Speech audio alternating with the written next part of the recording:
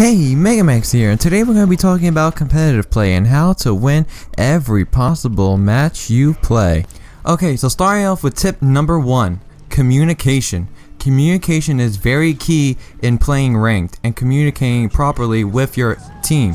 Now I know some of you may not want to use a mic or you feel uncomfortable using a mic and communicating with your team, but it can make one of the biggest differences in deciding who wins a game. Now, for instance, if there's a Torbjorn making a turret and, your team keeps dying, well, you could communicate and tell your team where that turret is so that everyone could be aware of where the turret is and take care of it. Same thing with like a Genji. If Genji is countering your Bastion over and over again, you could say, hey, real quick, change to Winston, take care of that Genji, and I'll take care of the rest. So, communication is very key, and it will help you in winning many games and helping you overall being a better teammate and a better player. Now the last thing is communication.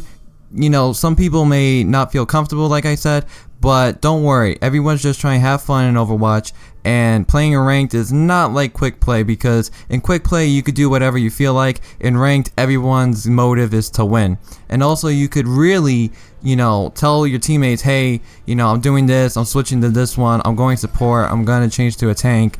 And also, if someone starts making fun of you, don't worry about it. It's just a person on the internet, and they really can't do anything else to you. So, hope this tip helps. Now, starting off with tip number 2, map control and knowing where health packs are. Map control is very key because keeping proper map control can change the tide of a game into your favor. Now what I mean by map control is don't rush in all at once sometimes, because like you'll die and you'll charge in by yourself, and then everyone else is like dying and charging in one by one, and you just keep dying and nothing is really changing. Now you could just wait for your team and communicate and say, hey, I have my ult, and group up with me, and then we'll make a push. So that could be very favorable in your team's deciding to win or not. So, and also health packs. Health packs are very key to know where they are in the map, because if you know where a health pack is, you could retreat to that location, pick up a health pack, and get back into the battle. Now, also, this ties in with number 1, because you have to communicate with your team and say, hey, I got my Bastion ult, let's all charge in now. Or, hey, I'm going to flank, Widowmaker, come with me. So that helps a lot, and really put your team at an advantage if all of you are communicating in sync and the other team is not, because the other team doesn't really know, like, hey, their Bastion has their ult up and he's using it, I need help. So hope this helps. And that concludes tip number 2. Now tip number 3, hero swapping. Hero swapping could be very beneficial to your team and also how your team wins the match. Now things like hero swapping are like, if you keep dying over and over as Bastion, maybe it's time to switch up to another hero and play a tank, or even a support hero if your team needs it. Now the reason why I would say at least know how to play at least 3 heroes, because knowing how to play 3 heroes, that makes you very versatile in Overwatch and helps your team out. Now what I mean by that is, like, let's say at the beginning of the match, you pick Lucio and your teammate also picks Lucio, well, and he wants to play Lucio. Well, that kind of leaves you at a disadvantage because you only main Lucio, and now it's time to pick a different hero, because sometimes you really don't need 2 of the same hero on the same team.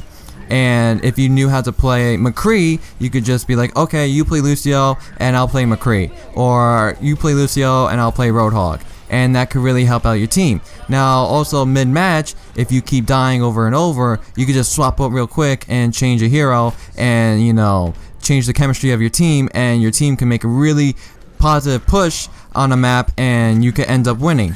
So hero swapping is very key in Overwatch, and you should always know how to play at least 3 heroes. 3 heroes is pretty good, because that's 3 different classes maybe, or 3 different types of heroes in the same class, and really can help out the team.